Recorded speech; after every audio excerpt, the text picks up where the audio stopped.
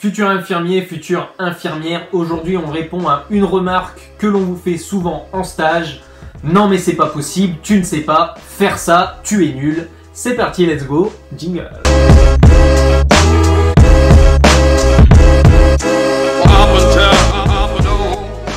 Yes, alors après les sujets sur la maltraitance, je voulais qu'on parle d'un sujet qui revient assez souvent et pour lequel vous m'avez beaucoup envoyé de messages en privé, à savoir très souvent les IDE s'étonnent et vous disent, que ce soit sur une pratique ou sur des connaissances, « Ah mais tu ne connais pas, mais t'es étudiant, tu devrais connaître ça quand même, vraiment t'es nul, comment ça se fait que tu ne saches pas faire ça ou que tu ne saches pas telle connaissance, que tu ne connaisses pas telle connaissance ?»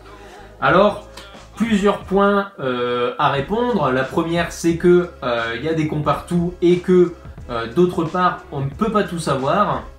Maintenant, les IDE, s'ils réagissent comme ça, qu'est-ce que vous voulez faire? Il faut les laisser parler à un moment, les laisser dans leur débilité, mais je voulais te parler quand même de quelques points vis-à-vis de ce sujet. Le premier, c'est de te décomplexer. Même si t'es...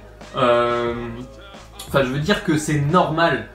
Tu ne peux pas tout connaître, tu ne peux pas tout savoir. D'une part, tu es en formation et même une fois que tu es diplômé, selon dans quel service tu vas aller, tu vas apprendre encore plein de choses durant des années. Et moi surtout, je te souhaite pendant toute ta vie d'apprendre des choses. Et personne n'est à même de juger si c'est bien ou pas que tu sois capable de faire ça ou ça.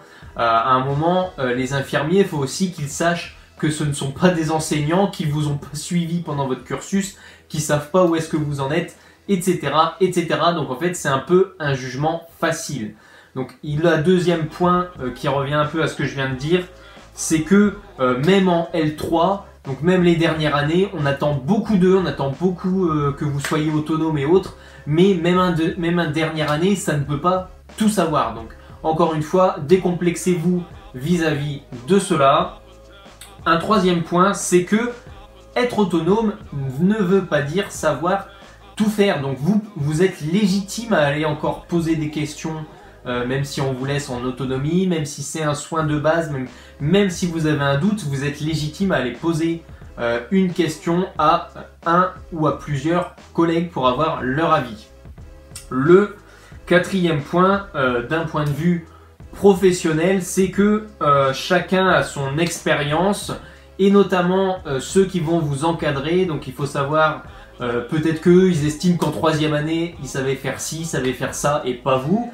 Peut-être que dans vos stages précédents c'est des choses que vous n'avez pas vues. Il y en a beaucoup qui arrivent en fin de diplôme et qui se disent qu'il y a pas mal de soins, pas mal de pratiques qu'ils n'ont pas eu l'occasion de faire ou alors que très peu. C'est quelque chose que vous allez pratiquer lorsque vous en aurez besoin. Voilà, c'est ça l'apprentissage en continu. Maintenant, pour en revenir à ce que je disais, c'est que ceux qui vous encadrent aussi, ils voient passer plein d'étudiants, parfois de différentes années au même lieu de stage et pour un même poste.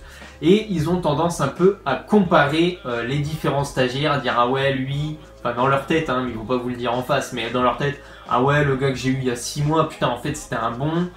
Celui que j'ai aujourd'hui, ouais bon il est un peu comme ci, comme ça. En fait le jugement, en France on a le jugement et la critique assez facile, même si entre guillemets c'est quelque chose de naturel dans notre pays, dans notre mentalité, c'est un peu comme ça les Européens. Donc ne vous en faites pas pour ça, sachez que chacun a son niveau, chacun a ses compétences, ne culpabilisez pas vis-à-vis de ça. Moi je vous conseillerais face à cette situation, donc je le rappelle, si on vous dit comment ça tu ne sais pas faire, eh bien la première chose c'est de dire non je ne sais pas faire, 2 je ne sais pas tout faire, et 3 je suis en phase d'apprentissage, et surtout claquez-leur que toute sa vie on continue d'apprendre et qu'on ne peut pas connaître et avoir la science infuse, sauf si bien évidemment l'IDE qui vous dit ça a la science infuse et quelqu'un de monsieur ou madame je sais tout. Voilà, c'était tout pour répondre à cette question et surtout un peu à cette remarque. Donc décomplexez-vous vraiment vis-à-vis de ça, même si on vous le dit, n'oubliez pas que les gens ils ont la critique facile, surtout vis-à-vis des étudiants.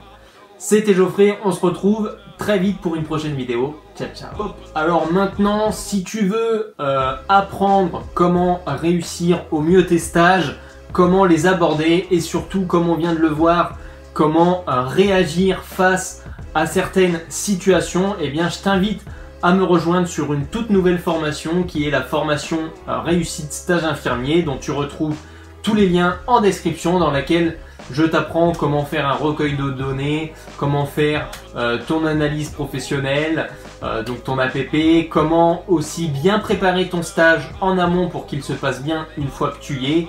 Et je te donne un très grand nombre de situations pour savoir comment y répondre et comment y faire face. Donc on se retrouve tout de suite sur la page. Je t'invite à cliquer sur le lien qui est en description. Allez, cette fois-ci, ciao ciao.